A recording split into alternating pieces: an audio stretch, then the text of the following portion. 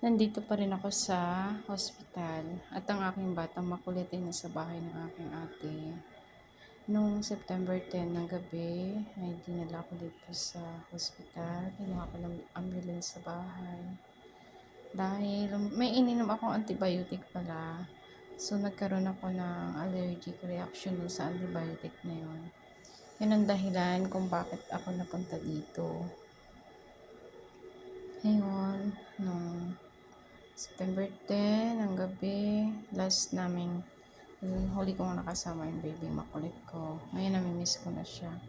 At nung September 30, naghihingalo na ako dito dahil may in-inject na naman sa akin para sa sikmura. Dahil meron din akong nakain. Bumili kami sa palengke ng siguro isda na bili namin. Then, may tama yung isda.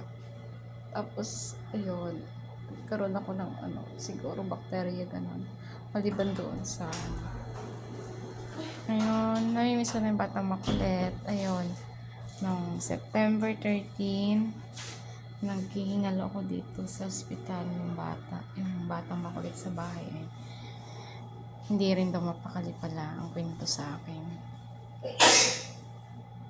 Hindi siya mapakali. Siguro nararamdaman niya kung ano ko dito sa loob. Pero pinapaubos na lang ito. Yan. Nakakalabas na ako bukas. Inshallah. Alhamdulillah. Salamat sa prayers nyo. Sana bukas tuloy-tuloy yung recovery ko. At thank you din sa aking mga kaibigan.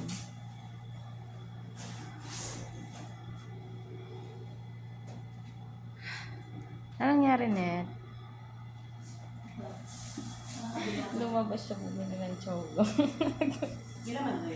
Yung wala. Ay, oo, meron pa. Ay, hindi. Hindi man nasa plastic yun. Hindi ko tinanggal. Thank you sa inyo, sa lahat ng prayers.